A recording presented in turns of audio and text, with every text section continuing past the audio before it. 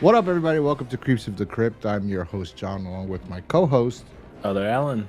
Happy New Year, guys. That's right. Happy New Year. It, we actually, I don't celebrate New Year's really. I was thinking about it literally like 2 seconds before, not 2 seconds before, but a few minutes before we came up, or maybe it was earlier today. I don't know. I was like, I don't think I've ever kissed anyone when the bell hit 12. And then I'm like, oh no, that's not true but they were never really like, I guess I've never had a really significant other. That's what I mean by that. Because I'm like, yeah, Leading I've up to had. that time? Huh? Yeah. Leading up to that time? Yeah, like I'm just random, not random girls, but girls, that I was hooking up with, yes, but like a real significant other person, no. I think it was only like one person ever in my life, but it's not something I really celebrate either. I mean, I'll do it just for the sake of it. I have a little couple drinks leading up to midnight, and then nowadays, just I'm already headed to bed by that time. I never had, no, I don't know. But anyway, how was your New Year's? It was good. I didn't do a whole lot. I usually don't do anything crazy leading up to the New Year's, but I was hanging out with my girl at the time, and I made some mimosas leading up to the midnight, and called it a night after that. How about your Christmas? Christmas was good. I mean, most of December was spent me, 2 days worth of moving, and then getting everything set up in the new place, and slowly, getting things to make it feel more at home. Because I threw out my old futon.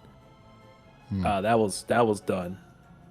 My cat destroyed that. On top of it, it wasn't really that comfortable to begin with, so got a proper couch for the lady and the kids. So we got things going there. We got a dining room table, so it was pretty busy month. I mean, it's a good time more than ever to move. I didn't want to move in the summer. That would suck. But yeah, the December, it was a little bit of a lot going on, and on top of that, I was working on getting gifts for everybody, for family and some friends during that month. So pretty pricey month for me, but otherwise pretty good. How was yours? It was all right. I mean, I enjoyed it because it was okay. And my nephews is what brought up like beautiful, like being with them. Like my dad was even like, I can't believe your brother has kids. Right? So I was like, me neither. And then like he's looking at them and he's like, I can't believe you have kids. Like I go, yeah. And I got them so many toys, right? And then my brother got them stuff, and they have a room full of toys. So it's really just them. They made everything. Even the little one's only 2 months. He's already trying to turn. He's trying to pick his head up already, and he's trying to he smiles a lot. He looks like his mother, and looks like gonna be blonde hair or like orange type of hair, and then his brother is dark hair. But when I go in the sun, he's a year old. When I go take him out in the sun, it's like his hair's like bright red. It's so weird. In room and regular lighting, it looks black, not bright red. I would say like brown, but like very brown. I'm like Jesus. I'm like, that's crazy. And he's got light eyes. They're beautiful kids. They're absolutely beautiful. They made it perfect, so I don't care. I got a bunch of cool stuff too, but literally that was irrelevant to me. Like, the kids were all that mattered. Although my brother got me, I guess my one brother got me an Xbox One, the new one, whatever that is. Right? I'm like, I don't even play. Like, The naming conventions on those are fucking confusing. So yeah, I know. I think it's talking about the One X, Series X or something. Or Series X. Yes. I don't know. Yeah. I don't play much, so I'm like, okay, thanks. Because they want to play games, but I'm like, how do you have time to play? Like, you got 2 kids. like get out of here with this. You got jobs and like just like whatever. So he got me that, which I'm grateful for. I do enjoy it. And then my other brother got me the best gift ever, which is a Rodecaster, the Rodecaster Pro 2, which I'm not using now. I will be using next week because I did not want to start setting it. It's already hooked up, but it's not plugged in or anything because I don't want to start it now and then fuck up the settings. Because I need this podcast out. So I would need 2 weeks to like play with it. You know what I mean? To have it perfect. So this way we can record. Like I also have to do a episode of Freddy's Nightmares now. It's coming up, and I got to do I want to do other videos. There's a bunch of videos I want to get to, but that was all prepared. But anyway, yeah. So I got this Rodecaster. I love it. It's beautiful. And he got me Gucci sunglasses. I'm like, I don't even wear sunglasses. I know. He makes money. So then he's not the one that got me the Xbox. So then Rodecaster, Xbox, Gucci glasses, and then a bunch of other shit that was really cool, like that I wanted since I was a kid. So that was. I'll tell you. Is that Rodecaster a mixing board? Is that what it is? Sound mixer. Yeah, basically. Yeah, that comes in handy, right? It lets you I'll be able to adjust the volume on everything, right? Well, yeah. I'll see, because I have to learn a lot. That's another thing. Like, I was watching one video, I go, okay, those are the settings. And I go watch another video, they go, how to set it up. And then they talk about all these other things. I go, oh, shit. And I watch another video, but oh, you could also do this, where this could be your Discord chat, and this could be your this. I'm like, what the fuck? I'm like, this is going to take me a while. That's why I said I need 2 weeks to, like, study this and do this. On top of that, I got to review. There's a movie review I want to do. I gotta finish. That'd be good. There's so much shit I gotta do, and then hopefully it helps out next time we end up doing live commentary. Maybe that will help. Yeah. Figure that things too. Out with that audio Yes, there. that'll be perfect. That's another thing. Yeah, butt. that'll be amazing. If I could set it, that I gotta figure all this out. It's gonna take me 2 weeks because I'm an old man already. I realize like the simplest things takes me a long time. I had this things from my my computer. They were like 2 sticks. And I go, what the fuck is this? They just sent me this. Doesn't fit anywhere. And I put it away. The other day I was cleaning my office, and then I pull out a paper, and I go, oh, this is the computer thing. And I'm looking, and I go, wait, what? And it's supposed to go under the computer, so the computer is elevated off the floor, the tower. So this way, there's no sound. Although there was no sound. Although when I use one app to condense my videos for Odyssey or BitChute, because they take a small amount of video, that's when I hear air. Besides that, I never hear this computer ever. It's the best fucking thing I ever spent my money on. It's perfect. So this computer is well worth the money. So anyway, so good Christmas, and that's all. Rambling on too long. But so everybody doesn't give a shit about us. They want to talk about this episode. That's what they're here for. And they want to know, what do we think about it? But before we get to our thoughts on the episode, why don't you, you know what? No, let me talk what this episode, what the title and who directed and wrote it. The episode's titled A Fitting Punishment, right? And it's directed by Jack Sholder, right? Sholder. And written by Jonathan David Kahn, Michael Allen Kahn, and I'm going to put the sound effect of William Shatner going, Kahn! right there. And Don Mancini. So I looked up these writers, and they were working on like the crew, like assistant director, one of them. The other one did nothing. So I don't know if they how they got this gig to be I love New York. Literally won't move because of this fucking noise. So I don't know how they got this gig to write when this is the only writing credit in their IMDb. So Dan Mancini is the other one. He is the writer of Child's Play and everything Chucky. So I remember one time I said, damn, this guy, all he does is write Chucky. He's never written anything else in his life. Well, I found something he's written outside, and that is this episode. Jack Sholder, he directed a couple of other things. One you'll know. You won't know the name, but you'll like the guy that's in it. It's called The Hidden, and it's starring Kyle MacLachlan, your favorite. And my boy Kyle MacLachlan. Yeah, you love him. And you know what the best role he ever did? I always thought he was a loser from this because this is how I know Kyle MacLachlan. Although I've probably seen him in a bunch of shit. Definitely Tales from the Crypt. But Sex and the City, he was the rich aristocratic guy dating Charlotte. I thought you gotta say the Flintstones movie. Oh, I don't remember that. I didn't watch that shit. That's with John Goodman and Rosie O'Donnell. Yeah, they're the ones in the that redhead original, was and cute. They had a completely different cast in the second one. And Rick Moranis was in it, right? Yeah, Rick Moranis. Was Barney. Yeah, he was Barney. What a terrible role for Rick. No wonder he left Hollywood. I mean, that's the worst movie to. Was that one of his last things? Yeah, I he's think. Done, right before he sure. took that big break. Yeah, I remember. Terrible. I wonder if he's going to be in the news. I haven't seen the Ghostbusters Afterlife, so I wonder if he's going to be in the Frozen Nation, or whatever the fuck it's called. What is it called? Frozen something. It'll be cool if he was in it, though, to be honest. But I don't know, because the first one and the second one was two different fucking Rick Moranis characters. They're the same goofy, but all of a sudden he's a lawyer, and I'm like, okay. But anyway, because I think he's an accountant in the first one. So, yeah, so he directed that movie to hit him with Kyle MacLachlan. Oh, yeah, he was jerking off to Charlotte. That's what. Oh, no, not Charlotte. He was married to Charlotte, and she couldn't get an erection with her. And then one day she went to the bathroom and saw him masturbating to girls with massively humongous breasts, like so abnormally huge, and they're fake, obviously. And like that's what would get him off or aroused. Like he couldn't, so she had to divorce him.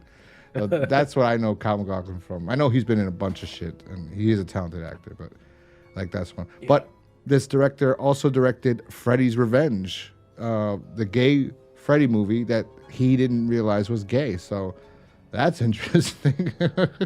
He was like, I had no idea. I've been here to talk about that one for a long time. I need to rewatch that because I don't remember it being gay per se, but that's always been the infamous one. There's only been two scenes that you could technically say that it's gay, and that's the scene in there's a gay scene where he goes to a gay bar for some reason, and his coach from the school is there, and then takes him back to the school and like has him tied up in the bathroom, like and naked with oh my god, and then the coach is wearing like leather and like he looks like Vito Spatafori from The Sopranos. The right, scene where he gets caught. He got caught. I was just here. It's a joke.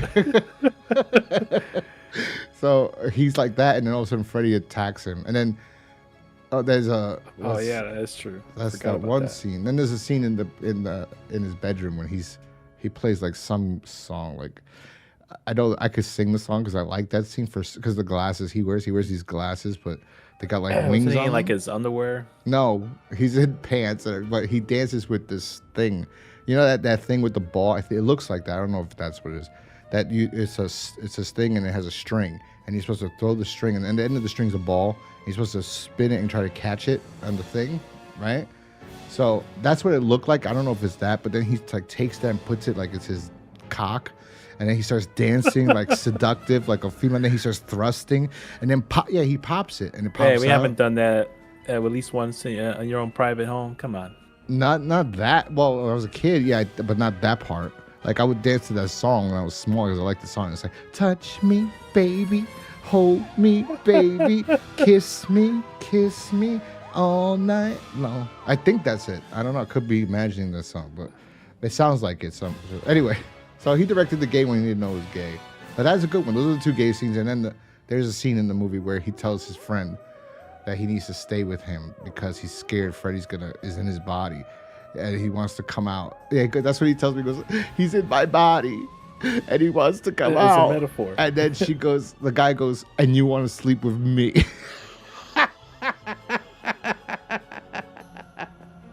Fantastic. They don't write this stuff like they used to. I wish they wrote stuff like the guy who did a lot of subtext in that movie. I will say, sometimes I say there's not subtext in every fucking film. That's true.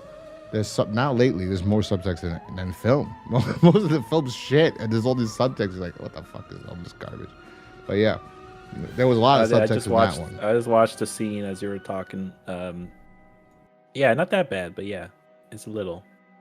Yeah. It's a little on the loose side there. Also, I think the boobies. There's a girl in there, and I was always wondering though, as a kid, like, why isn't he spending time with her? Why doesn't he tell her? Why doesn't he go with her? Like as a kid, because there's a scene where she's all into this kid, Jesse, and then he's like about to eat her out.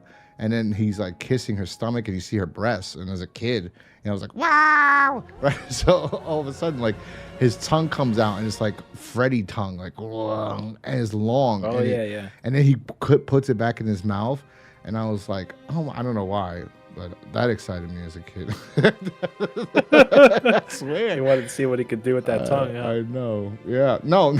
I don't know. I was probably thinking. I wonder what he's gonna do with that tongue. Like I had no idea. I think you had an idea. I was like fucking 6. Or 7. I had no fucking idea. Anyway, so Fitting Punishment. It stars Moses. Was it Gunn or Gum? Moses Gunn. So it stars Gunn. Yeah. stars Moses Gunn, John Clair, who I told you to text you. I was like, is this the guy from the meme that makes the face? It's like the kid looks like the black guy in that meme, the black guy meme, but he like turns to the camera and he looks confused. I sent you the meme on Instagram. Oh, right, yeah. And I'm like, that dude looks like him. And then I was like, there's no way. This came out in 90. The fucking kid, that guy's like a basketball player now or something. That guy's got to be, at least he's a basketball 40 player, years old now. Something swag, or he's something, I don't know what he is, but I tried to look him up, and it says something, he had 2 different names, so I was like, oh, that's not a kid. And then, this is the one thing that was interesting about this kid's career, was that he was, and I was like, I never knew this existed, and I was like, I have to watch this, and I'm definitely going to watch it for my channel. He starred in Children of the Corn 3, right? That's not it. Urban Harvest, right? So I always saw the pictures, some white kid, and I was like, I'm not going to watch that. I didn't know. It says Urban Harvest. I had no idea this is in the hood. Is this in the hood? Is that what urban means? Yes, because suburban is the suburbs. Urban is like, the hood, right? So, well, that was during the time. The 90s were a great decade. They had a lot of every horror movie at some point ended up in the hood. Yeah, the Leprechaun ended up in the hood. Freddy didn't, and yeah, Freddy not yet. Jason ended up kind of the hood. It was the hood of Vancouver. Jason, the hood of Vancouver, pretending to be the veil, Manhattan. Pretending to be New York. Yeah. I was like, oh. So that's the closest thing we got. This is interesting. I'm looking at Michael the trailer. Myers yet in the hood. Ugh, leave it to this guy. What's the director's name? Blumhouse, the Jason Blum. He'll get it done. You'll see. You'll see Michael in the hood. I mean, we got Scream in New York, right? So I haven't seen that one either. In the last one. Last one. I gotta watch it. I'm gonna watch it because I already have it uploaded, so I don't give a shit. That's a whole thing too happened with that movie. So I have it on Rumble, so it's gonna come out on Rumble. In the hood. I want to see that. I don't even think he's in it. It's just white people. So what urban? Oh, there he is. I'm watching the trailer. It's not no. in the hood. It's regular Children of the Corn shit. In regular what we call urban harvest. I thought it was urban, like yo, what up, dog? Like. Yeah, that they're growing the crops in the on top of some building, Section 8 buildings. Yeah, and the roof. And they're like, yeah, man, this is my corn. I'm getting it, and it's telling me to kill people. And homeboys, there's another movie like that, 1940 something. Stephen King did. It's the corn. I don't know.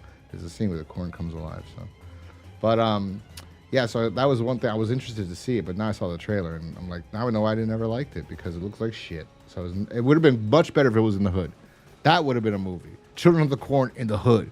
Let's make that movie. Can somebody make it, please?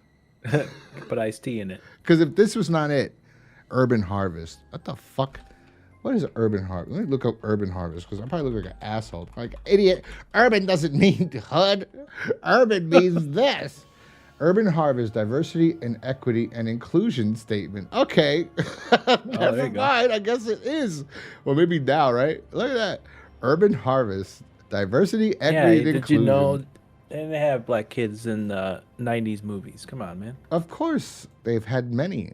I mean, this guy who is another guy, Teddy Wilson. He's in a bunch of stuff. Moses Gunn was in a bunch of things, too. And I think he worked with Cosby and a bunch of shit, too. And I remember him, he's a great actor. I remember him a lot of TV shows and shit. But Teddy Wilson is, I know him, he's the piano player in the episode, right? Because I know him from Quantum Leap. So, But we're done with the names and the actors and everything. Good cast.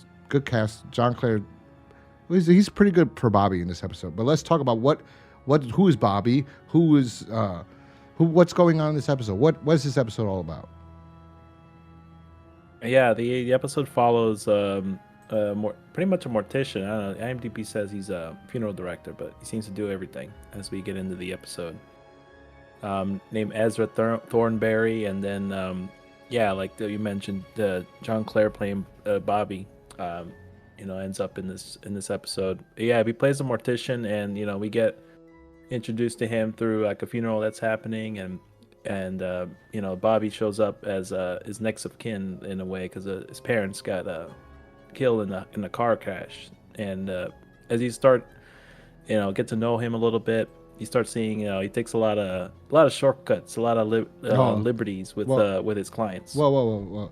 He is moving in with his grandfather, his uncle, Ezra Miller, right? So yeah, he's gonna get if he was moving in with Ezra Miller, he's getting his ass torn up at night.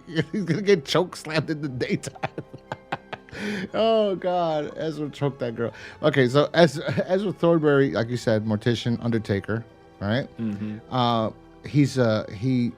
Bobby comes in, and that's the one shot you said. Bobby shows up. I thought that was cool, but rewatching it, because I watched it 3 times like you did, right?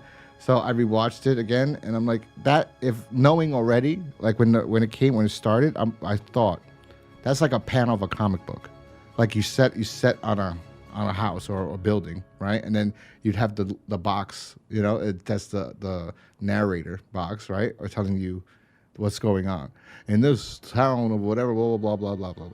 And then the next frame, also you see you hear see dust or a car exhaust pipe, right? And then the kid jumps down. You see his shoes in front of the building, and that's what happens here. He jumps off the car. He gets dropped off on a truck right in front of the building, and you see the shot looks like a comic book. I was like, oh, that's cool. And if you watch it 3 times, you go, nah, it's kind of corny. The director went for this was foreshadowing. Like, not only is this shot interesting, I'm foreshadowing something's gonna happen here. But yeah, pretty much, yeah, that's what it felt like when that started up. He's coming to live with his uncle because, like you said, his mother died, and his uncle is a shit. As soon as you meet him, he's like, my mother died. Oh, really? He gets excited about it. Like, oh, he's like, that's It's like that's miserable business. Yeah, messy. he says like she died wrong, right? He goes, fucking, she could even like that. Oh God, he's such a piece of shit. He's such a fucking evil bastard.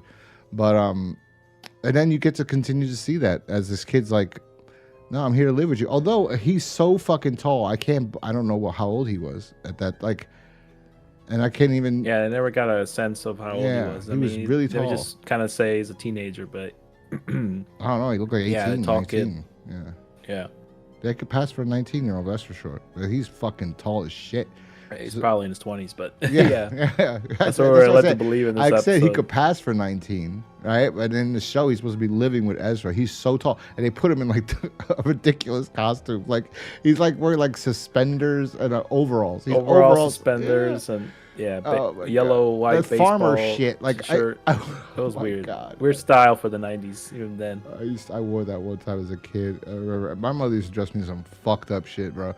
I remember I went to school it does little hooks that hook on your shirt with the buttons. You gotta take that off to go to the bathroom and pull it all the way down. Oh yeah, that sounds like hassle. What the fuck, man? Women don't think. My mothers don't think. And the kid's got to go to the bathroom. Like this, the shit's hitting the floor. The buckles are hitting the floor. Is it how to take it off? Yeah, there's no other way. There's no other way to take that off. There was none at the time, right? So okay. Then she put me in a leather vest too once. I went to school for a class picture in a leather cowboy vest. A leather cowboy vest. It smelled. It was brown. It was ridiculous. I hate that picture.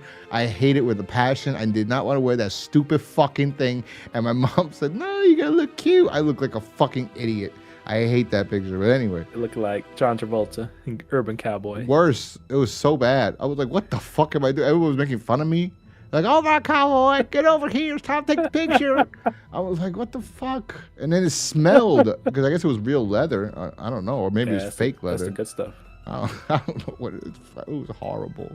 I hate that fucking thing. But anyway, yeah, that's what this kid was wearing, like overalls and shit, and like trying to look like Dennis the Menace or some shit, like a kid, like yeah, that's right, Dennis the Menace, like that, like hey, Mr. Wilson, hey, Uncle Ezra, I'm here to live with you. But he was a nice kid. He wasn't an asshole, Right. He's like dressed like Dennis the Menace. Yeah, he's just dressed like Dennis from that movie. Yeah, maybe Ezra was just like, or like Chucky. He's like just like Chucky too. Dan Mancini worked on this. Yeah, he's just like Chucky also. Maybe that's the hidden reference there. Yeah, maybe. Yeah. You just figured out. Yeah. He's just like Chucky. He's just like Chucky. He's got the suspenders and the thing and basketball sneakers. Watch me rewatch this episode. He's not wearing that at all. No, he's pretty much wearing it, just different colors. Overalls and then a long sleeve shirt underneath. Wait a second. Let me see something. Oh, dude. I think that goes back to what we talked about before. A lot of these people that have worked on different projects and films, TV, and like at the crew, end up getting a pretty sweet gig and at least credited as a writer or director on some of these things. But I think it's safe to say that I think probably Don Mancini had the most to do with the writing on this one. Yeah, that's what I would assume. The other guys probably just changed the name because the comic version of this is a different name for Bobby. Yeah, that's right. So it is based on a comic book. Yeah, it's a part of the short story in the Vault of Horrors that I saw on Wikipedia. No, it's Vault of Horrors was one of the EC Comics' I guess line of products they had. Yeah, it's Tales of the Crypt. It's one of them. I think that's the actual one that became Tales of the Crypt was the Vault of Horror. No, I don't know. All I know is yes, you said like it was part of that story. I was like, you said it was an episode, which they all are in the beginning. I'm pretty sure. That's why I wanted the book because I was thinking last night, right? So that's why I just looked it up before when we started talking. Before we recorded, yeah, he does look like Dennis, but it's not the colors. The same colors, like yellow and blue, so it's not the same colors. I just had to make sure because I don't want to look like an asshole. Yeah, he's like he's like 21. He's like Uncle Ezra. Yeah, most people at that age, wouldn't be wearing the suspenders. Yeah, what? Well, they'll go. You don't know back in the '60s or whenever this is supposed to be set. They were poor. Doesn't look like Ezra's pretending to be poor. He's a stingy fuck. As he's making all these shortcuts, you can't tell me he's not making any money. So that's another part of this miserable fuck named Ezra Thornberry. But besides him being mean to his nephew that's coming to live with him, he's also mean to the guy that plays the piano, who's in an episode of Quantum Leap, as I said before, Teddy West or whatever the fuck is Teddy Wilson. Oh, Teddy Long. Damn. Teddy Wilson. He's a good actor. I love him. He's great, especially in Quantum Leap, that episode. He was fantastic. But doesn't pay them much, I guess, at all, really. And then he's on top of that, you discover through a series of events, he's cheap on every fucking thing. He says a line. He takes shortcuts on everything throughout this episode. It's like, of anything to be stingy about or give less of a shit about is people's loved ones that you're setting, embalming them and getting them ready for the funeral. But one of the ones that got me the most was so shitty. Like this, once he saw that, he was already a piece of shit by then. But it's like, hopefully he gets his comeuppance. It's him ordering caskets from Vietnam or Taiwan. Yeah. And then they're shorter people. I've been to Japan and I was like the only one that stood out like a sore thumb. Yeah. So I'm a pretty tall Mexican. Hey, you like Ezra? But he buys these short caskets for these people, and just the cheap caskets from Taiwan. And then like, no one's gonna fit. They're not gonna fit in there. And he's just like, yeah, they'll fit. Like, okay.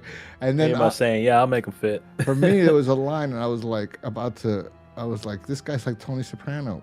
Like the Get reference, he goes, oh, you're letting the water run. He turns it off, and he goes, he goes, what do you think? Water grows on trees? And I'm like, oh, that was Tony in The Sopranos, where he goes, what do you think? Ice grows on trees? To the guy, Georgie, the bartender. No, he goes, ice? No, Tone, I don't. You're being smart with me now. What? No, I'm not. He was just. Oh God! It just beats the shit out of him, and that's what this Ezra does. He's like Tony Soprano, the black version. He hits his nephew over the head. Like, what the fuck is wrong with you? Like, don't spend money, don't do this. But for me, it was when he took the tooth out. I was like, oh, he's a real scumbag. Like, they want to bury him. Yeah, that was right. Yeah, it was right away too in the beginning. Yeah, after everybody cleared out. the embalming fluid. That was a good one. Not using embalming fluid and using water. I mean, come on, you can't get away with that. But in real life, but they did it at this show because it's a show. But like, everyone's gonna smell. What is they put in Listerine or maybe he put in bleach, right? I don't know. At one point, I think he put bleach. So this guy's a cheap fuck. He's terrible.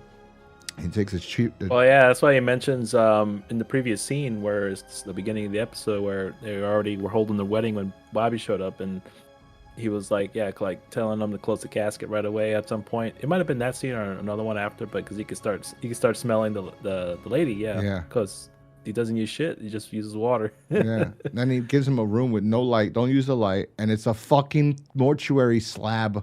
That's his bed. I'm like, yeah, it's got like one light bulb hovering over this dead guy. So he's that cheap. Yeah, and that bed is like that thing is like a child size. This kid's not gonna fit on there.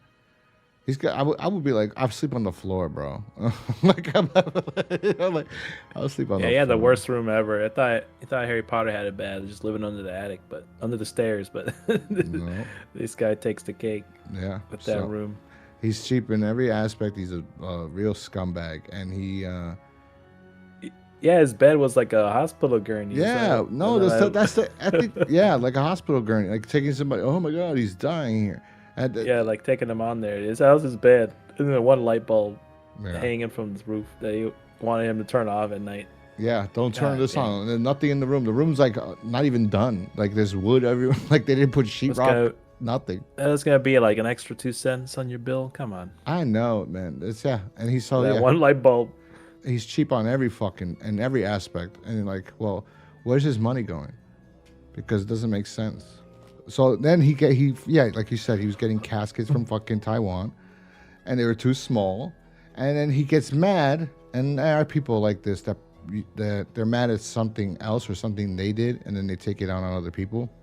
And Ezra is definitely one of these people. Besides being a scumbag, he can't take the responsibility for his mistakes, right? Like earlier, he gets pissed when he says a line. He says it's from the Bible, and Bobby corrects him and goes, "Didn't Ben Franklin said that? Like, was that money saved is a penny saved is a penny earned?" Yeah, yeah. And then he goes, that's what he said. "Don't contradict me, boy." And he whoops him over the head. Later, he just hits this kid every time he says something. So one guy comes in, wants to buy for his son. His son's in this little fucking pine casket. And the guy goes, "I asked for oak. I want the best for my son." So now, I don't know. I guess I guess that's why he can't return the caskets he already purchased from the Taiwan guys. Right? They just sell them cheap. No refund. And that's it. No refund. Right? So he's like, "Fuck, now I got to buy it. Go lose more money." But people die every time. Your business is always a profitable business. Actually, that's one of the most profitable business. You know what I mean? Like people die every day.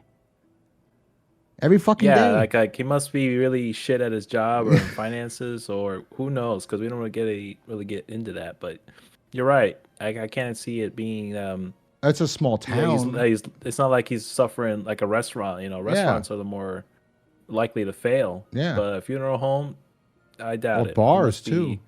It must just be spending it on prostitutes that we don't even know about. Yeah, some shit. They should have done something where you find out why he's losing his money. But like, he whoops the shit out of him because he blames Bobby for him being cheap and ordering the cheap fucking casket for this guy. Yeah, and ordering the wrong casket. Yeah, ordering the wrong one. The guy wanted oak. He beats him with a crowbar. Yeah, that's the only problem I have with the episode is that the crowbar didn't sound real. The effects, they add all the sound effects to everything. It was a rubber one, obviously. We know this, right? But even when he picks it up, like sometimes in a scene, a director will put like the real thing there. You pick this up and you're about to hit him, and then we cut, right?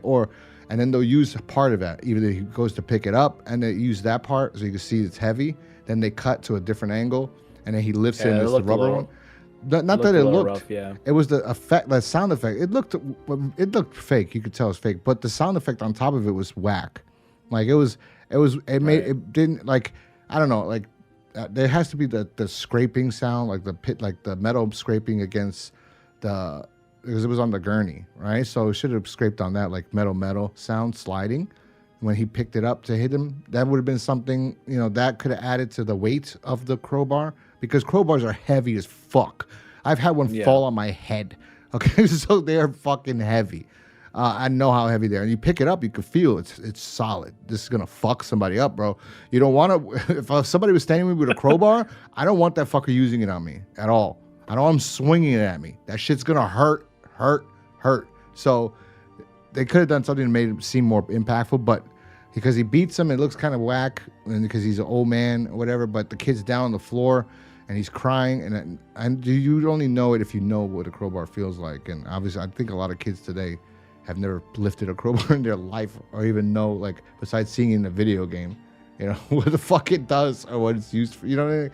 So it's like a actual like hand weight almost. They go up to like I don't know, a good 15 pounds at least. Oh, I got some heavy ones. I got a real heavy one with anyway, like a long fucker too for like gates and shit, like. So like that one's big. That could fuck some shit up. It could actually dig up dirt with. That's how big it is and heavy. You know what I mean? Like if I wanted. Oh to. yeah. But yeah. So he beats the shit out of Bobby with this thing, and then the doctor comes later and says he will never walk again. And you go, He wow, suffered like a spinal injury. Yeah. During that. And then when you watch it again, like he barely touches him with the crowbar. Which is funny. He goes, what happened to that boy? Oh, he fell. I would have thought he was just about with basketball. Like he was playing basketball. I told that boy, don't play basketball. I told him not to run around the house. And he felt, it's like a typical abusive fucking parent saying, oh, she hit her or wife, husband. So beat the fuck out of this poor kid. And then he's like, oh, well. And then he's losing money again. What the fuck is he? He's just losing money left and right. It was something about he gave. What was that past due on something? I mean, yeah, he was past due on a bill. I think it was the. I don't think it was electricity. Yeah, it was the hospital bill. House call to examine back injury of Bobby. I'm looking at the still. So diagnosis of severe back trauma. Prescribed Danon. $155, which who knows when this was supposed to be set, but I guess we're going 60s, with the I think, because you see Martin Luther King times. There's a picture of Martin Luther King in his office. That was some righteous bucks back then. $155. Yeah, $155 is get out of here. Yeah, it could be 1990. People were saying that was a lot of money in 1990, because I saw an episode of Freddy's Nightmares where somebody was billed $150 also, or 115. Yeah, for sure. And he's like, $115 for an X-ray. Isn't it like more now? It's like way more. It's like 300. Yeah, it's like quadruple. Just for the hospital, just visiting the hospital or getting a ride from the EMT. It's gonna. Oh my god! Yeah, it's $2,000. So look, and $155 in 1960 is worth $1,600 today. How about 1990? This is 1990. Probably could be 1990, just a small town, small rural. See, that would be. It should have been called Children of the Corn Rural Harvest. That's what it should have been. Yeah, we gotta figure out why they named it this way. Urban. Yeah, I want to know. It's nothing like I thought it was gonna be. I looked up a horror movie in the hood. Yeah, that's what I wanted. I want Children of the Corn in the hood, man. You take out one of these little. The locations, that's an empty lot. The community decided to we should write that. The movie, like the community decided to plant some seeds, and because look, I'm from the hood. There's a bunch of lots over here that they use as farming. Yeah, empty lots. As parks, empty lots that they put parks and they grow tomatoes, they grow shit on it. And they could have a corn one in the hood, and then you could have fucking some black kid walk up and he starts getting manipulated by the corn or some shit. I don't know. I don't remember the first movie. What the fuck? That sounds way better than the movie. That yeah, way better than the movie seems to be. In the description here. So check it out. $375. That's how much that's worth. $155 in the 90s is worth that amount. So that's still pretty righteous bucks. Yeah. So then has no fucking. I thought he was. I'm surprised. I'm pretty sure put me in the poorhouse. I'm surprised. $155. I thought he wouldn't even be able to stand, but he could stand because he says spinal injury, but he could stand. So he goes into Ezra's office while Ezra's going crazy about that money, and he's like, "Where are my shoes?" And he goes, "I sold them. It's Jordans." Where are my Jordans? I sold. Yeah, okay, there we go. Now we know they're not 1960 Jordans. I forgot about that part. Yeah. So it's modern time. Where's my Jordans? He goes, I sold them. Got some good money for it too. He probably got like $20. You want these? Yeah, probably. This is some good shit. It's that Michael Jordan, that Air Jordan. So he's like, you sold it? Like, he goes, I got good money for it. He's just like, well, if you didn't beat me up, I wouldn't be costing you money. Like, you did this. Because he did it. And then he gets more mad. And he goes, oh, he's spending money. And then he sees, like, I can't even something. Like, you're costing me more now than before. That's what he said. And he says, well. And then he thought that before you hit me with that crowbar. Yeah. Then he walks out and he sees the small coffin. Because now he goes, now I got this coffin I can't use too because of you. Which it was because of him, not Bobby. Bobby didn't do it. So he looks at it, he's like, oh, how is this more beneficial than just holding it until you could sell it? Like, like getting upset and thinking, I'm going to kill my nephew. Kill him. Yeah, he just wanted to kill him. Well, that laughed my ass off. He's threatening to go to the cops, I guess, about what happened. Oh, yeah, that's why. So he's like, oh, threatening me? This little motherfucker's threatening me now? then Bobby's downstairs. Just like this. Useless like this damn pine you ordered. He got to still work. This motherfucking got a broken spine. He got I got no legs, right? He got no legs. And he has to fucking work. And then he's in the basement working. You gotta go up and down the stairs. Like that shit hurts you under your arms, those fucking all day. Crutches. The armpits must be killing him. Oh my God. So then he's got to go up the stairs one by one. There's Ezra, and he just throws the basketball right in his face. I laugh so. It's because I've seen people get hit in the face. You know, it's hilarious. And then even though this is fake, he still got hit in the head. I think they hit him in the head, not in the nose. You know, shit. I Always Sunny. They have the girl. They hit her in the face with a kick like a, dodgeball, like that, like fucking pale her in the face, and they really hit her in the nose, right? They did not do that to Bobby here. I can see the ball, I think, hits him in the forehead. But it's still hit him. It's still funny. And he falls down the stairs and he dies. And then Ezra puts him in the coffin, and then he's like, motherfucker's too big. He's like, damn, still costing me money. Even when you're dead, you're a nuisance to me. Useless. Yeah. And then he gets this sinister look. See, this is what the guy in the first season, that old man with that was stuffing, the animals. He should have been like this, like more like this. Like he kind of, I don't know, the way it was directed or the way he acted, it was an overreach. I guess they thought it was a comic book, so they thought goofy. But like this director, he's directed a few good things. It seems like he knew how to tone it better, and it feels like a real person that's a piece of shit already. As a husband, we didn't really see he's a piece of shit. We feel bad for him because his wife's neglecting him. So maybe that's another reason too. But in this one, he's a scumbag, and then you see him get worse and worse to murder, and he has no problem with it because he deals with fucking dead bodies all the time. And then they bury his fucking kid, and he sawed off his legs because he was too tall for the casket with a Makita. And I would assume it would cut. That definitely would cut bone. Makitas are strong as shit, but the flesh would probably get stuck in in the gear and make it worse. And then that's just to get fucking chunks of flesh everywhere. It's gotta be a mess. And you would think he would call the cops. Like, he was just like, no, he fell and I buried him. Nobody's saying nothing. Like, the police are like, yeah, like true, I just thought about it now. I'm like, wait a second. Like, he killed his nephew. He had to be reported dead. Yeah, he had a funeral. Go through the whole autopsy thing. And everything. No, he had a funeral after he chopped his legs off, and then the cops never even showed up. Oh God. Oh God! Well, with that plot hole in mind, it was still a pretty interesting premise. At least I think they could definitely. I could see this being a movie if they wanted to extend this type of story. I thought it was really interesting compared to it's like some Precious. of the other episodes this season. It's pretty interesting. It's like Precious. That's what it would be if it was a movie. It would be Precious. This is before Precious came out. This guy just fucking hitting this kid all the time. You're leaving water running. You're leaving the light on. Motherfucker, don't contradict me. motherfucker, who the fuck you are? It's like he just goes crazy. He doesn't curse, but because he's an old time, he's a good actor. This guy, this Moses, Moses Gunn's a good actor. Nice, he's great. He's great in this role here. But all of a sudden later, after he bury him, the Reverend or somebody says, "Mighty small box for a big tall boy." Such a so coffin. A boy so tall. I don't know what he fucking Nobody says. said anything. I don't know what he says in response. Then Teddy Wilson, he decides to quit.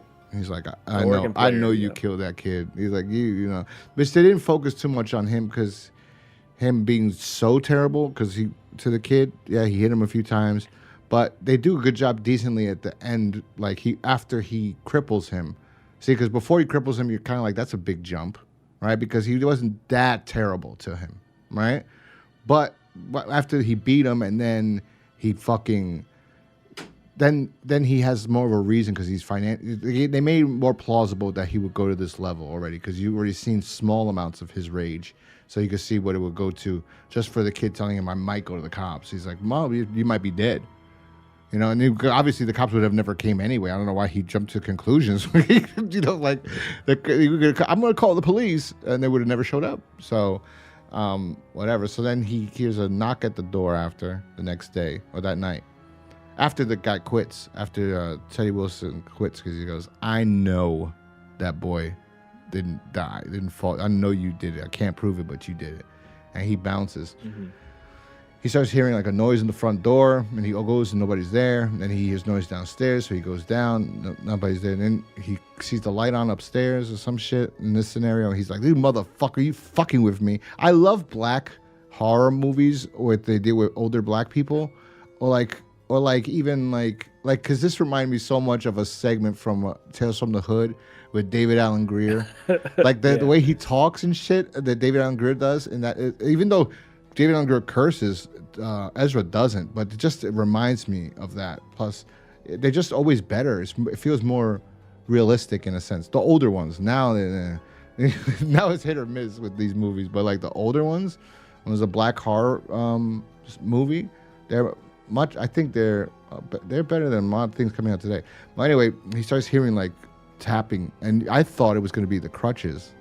The sound effect was going to be the crutches of the boy moving, but it ends up being his basketball, and it falls down the stairs, and then he grabs it, and then he sees the lights in the basement flickering, and that's going to twitch his anus because he fucking can't stand spending money on electricity. So he walks over to it, and then somebody pushes him down. Oh yeah, he uses the crutch. Oh no, right? He uses the crutch and pushes him down the stairs in his ass, and then he falls down the stairs. And he's like, "Oh my leg! Yeah. Oh my leg!" And then that's the cool part. We saw a pair of Jordans hit him. Yeah, in the back, it was Jordan. Fell down the stairs. This one part though, I had a problem with as an adult now, but like as a kid, this was cool as fuck. Which was the shoes going down the stairs by themselves. Oh. I thought as a kid I loved it. I remember this was my favorite because of that scene, as it reminded me of so many other. I don't know what else it reminded. There was a Goosebumps issue. It was the Ghost Next Door, and it was a kid just looking at his feet and like is invisible to the shoes, and I thought that was cool for some fucking reason. So it kind of reminded me of that. And then it was a bit cheesy, but it worked. It works because it's connection to him sawing off his legs and selling his shoes.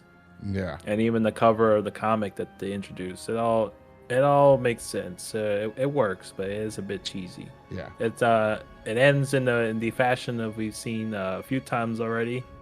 With the show, it always ends up with them coming back from the dead and then killing the guy who did it. So yeah, they get to come up and Bobby comes from the cellar and just kills Ezra, and Ezra's screaming. And no feet. His feet are obviously they're trying to kick and stomp Ezra. Ezra grabs him and throws him, and then this kid like coming over with no feet, was just cool. That was cool.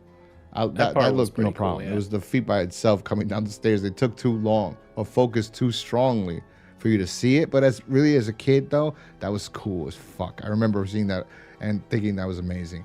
So that's the end of that episode. Like I said, one of the better ones, still holds up till today. Although some parts are like, again, you have to suspend your, you know. Yeah, you have to, because you're gonna be nitpicking a lot of episodes, and we have fairly nitpick a lot of the flaw holes. But I'm sure if things were different and the episodes were an hour long, I'm sure they could have fleshed all this out. Yeah. Just because of the time frame you get with these episodes, somewhat like 20 minutes at least, you can't really fit all that in. But yeah, you kind of get the gist. Like, the guy's a piece of shit. He gets his comeuppance, and you get to see, a bunch of different things that go on with him, and taking the shortcut. So yeah, I think overall better than the last episode we watched for sure. So I think it's one I watched a good amount that I've always me too. That's why I think I might don't mind it. I think it's a good premise. I think I might go really higher than I think I should, because I'm like, I've seen this like 4 or 5 times, 3 times this last day and a half, just to, like, if I missed something, right? Which I guess I did, because I totally forgot that it was the shoe. I mean, I seen this. I knew it was. I remember the shoes walking down. I forgot that it was the shoe that kicked him. I thought it was the crutch, but like, which wouldn't have made sense anyway. Anyway, whatever. But I like this a lot, and I go back to it a lot, like you said, and I might have to rate it pretty high, and that would be surprising, to be honest. But I think I'm gonna give it a 5 out of 5. I think it's that good. I think the only issue is the cops not showing up, that's about it. Besides that, and then it was kind of slow.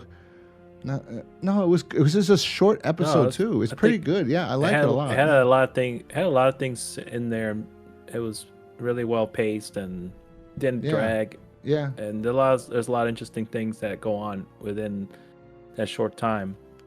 I don't think I'll give it as high as rating as you, but I think a solid 4 out of 5 for me would be good.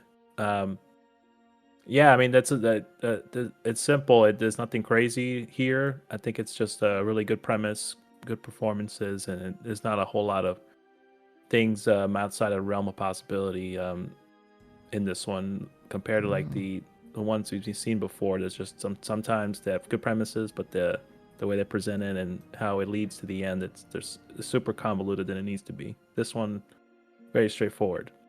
So I think a solid 4 for this one would be good. A good rating, I would say. Yeah, that's not bad. I think I'm going with a 5. I'm surprised too. I don't know. I'm trying to think, like, is it worth a 5? And I go, it was short, even though it was a little slow, a little bit, but you can't really say that because it was such a short episode, and you get exactly what you want, and the acting is great. Maybe Bobby's not a terrific actor, and he's too tall to be playing a younger kid, but I think it was probably too dangerous to use the actual kid that looks smaller, like it was an actual 14-year-old. It would probably be like creepy, like fucked up or something. And I think even to today, like a 16-year-old, like let's say like an actor that looks young, like Tom Holland, right? That would be, or like let's say Michael B. Jordan when he was in The Wire. That was fucked up when we saw his character get killed, right? So he was a fucking 14-year-old at the time. So imagine a real 14, and he's tall. Michael B. Jordan was tall, right? So imagine a Michael B. Jordan playing Bobby. And back then in the 90s, I could see why killing someone that looks so young would be so whatever, more like, oh my God, more impactful in a sense. But it would have been a bit more taboo, I guess, even for that time. Yeah, but I could see how that would make it the only thing that could make it better, because that's about it. I mean, he's not a terrible actor either, the kid playing Bobby. I thought he did a good job. I think everybody in this movie is great, and this episode is great, and I like it a lot, and it's fucking fast, and yeah, Moses Gunn is really good, really really good, and yeah, I think 5 is fair. I think 5 is. I would watch this. This is the thing. Like, let's say I'm playing this in the background. If this comes on, I'm watching it. The same. It's not as great as like the ones I love in this season, which are coming up. Right? There are 2 more episodes that are coming up. Actually 3 kind of that I love. I will say this is just as good as the ventriloquist dummy. I will say it's different, but it's just as good. It's just as entertaining. You know what I mean? It's way hell of a lot better than Judy Unite Yourself Today. And I think it's better than the next episode, but not I'm surprisingly not by a lot because I do like like I watched that after and I'm like, this is actually good.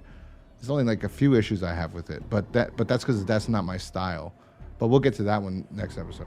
But yeah, 5 is fucking fair. I'm gonna give it 5. If I go back on it at the end of the season, if I go back and I go, I went too high there, I was too low on this one, you know. But I'm pretty sure I'm pretty decent with the ratings, except for the one that the episode was shit. But anyway, yeah, 5. You give it a 4.5. Yeah, I think on a maybe a better day, I guess. As best as they can be, I probably would have rated it a bit higher. But no, I think for me, that makes sense too. I could have gone either way. I think a 4 is solid. I think the only reason I put it to that number is would have been nice to see a little bit more into his finances. Like if they gave us a better reason as to why he's so stingy. Then, but I don't think I would have polished it up just a bit. But other than that, it's still a solid episode. You know what I would have said that too, but the only reason why is because it didn't matter by the like, you know what I mean? Like after he got crippled, it was just like, and he threatened. That was it. That was like, so it no longer mattered to me, because I'm like, he's just a piece of fucking shit. Great, he did a great. This is great. I love this. I really do like this episode. I love. Yeah, those 2 ratings are great. They're good. They level it out to an even 4, right? 4.55. Well, actually goes up, should go up. Should be just whatever. 4.5, that's what it is. That's what it goes up. I guess. I don't know what the fuck. I don't know how to do math. So, anyway. Yeah. Point is, it's a solid one. It's a solid one. It's way better than the one we watched last time. So. Oh, yeah. It's been much better than a lot of them coming up. It does say a lot because I've seen that a fair amount of times already. I think 3 to 4 times watched the episode. So. Definitely not a bad one. Definitely give it a watch if you haven't yet. Yeah, guys. So that was season 2, episode 12 of Tales from the Crypt. Fitting Punishment. Solid episode. Definitely check it out. Much better than a lot of episodes this season. Just as good in my mind. I could watch Ventriloquist Dummy and jump to this one. That would have been the smart setup. But then that's the problem, because like then you have shit episodes and no one's gonna be happy to watch shit episodes at the end of the season. They're gonna be like, what the fuck is this? What the fuck is Judy? You're not yourself today? Or the thing from the great, like you said earlier, they're always zombies. There's so many zombies in this show. Yeah, it always ends with a zombie. Yeah. Some zombie show. Yeah. Till death. That was the trend. Even like one of the Creep shows did the same. So that's why I always keep coming back to it, mentioning it. Yeah, there was it's kind of like a cheap way to end the episode. Yeah, but he's more like a ghost, I think, than a zombie. But he's supposed to be. I think he's a ghost because I don't know. It's hard to say. Well, yeah, you could say, because he don't see him coming. Ghost or not a zombie, but not a zombie. The trend is, they always come back. Yeah, I should ask Don Mancini who wrote this, because why did the other guys credited? I think he wrote this. They probably just had input on the names of the characters. That's probably as far as it goes. Yeah, because it's based on a story already. So what the fuck do these guys do? I don't know. Maybe I can't see them touching up Don Mancini's when he's been doing fucking films. Everything. Well, maybe the guy's name was Chucky. Chucky goes to mortician. Yeah, they just probably took out all the Chuckies and references. Chucky references. This was probably a prequel. The idea was a prequel. The story was a prequel. Charles Lee Ray, and Charles Lee Ray is going to go live with his friend that is the voodoo shaman, the guy that he kills in the fucking first movie. Remember that guy? Mm-hmm. That's probably what it was. And then they said, okay, this is Tales from the Crypt. It's very similar to this Mr. Mancini. Oh, really? He hides the comic behind his back. I didn't know. Shit, I really can't write anything except the child's play shit. Anyway, yep. So solid episode. Check it out. And I guess, do you want to plug anything before we bounce? Nothing besides follow me on X/Twitter under Splinter47. So I tend to post any updates we have for the podcast or anything, or just shit in general. So you feel free to enjoy my shit posts. Yeah. You can follow us on X at Creeps of Crypt. Also, you can check out our merch. Although I think I'm going to ask my artist today to do us some mock-ups to see what we want to do. Or what I want to do. I think I want to do something with a casino like type of shirt, and then have like this guy on it. It's hard too because you could also get sued for shit, so it's hard to. But we'll see what I'll do. Anyway, yeah, check out GhostCrusadersMerch.com, and if you like this podcast, you can find it anywhere anywhere you stream podcasts. It's on iTunes, it's on Amazon, it's on fucking Spotify. So check us out wherever you may want to listen to. And yeah, that's it. And we'll check you guys next. Well, check you guys. We'll talk to you guys next time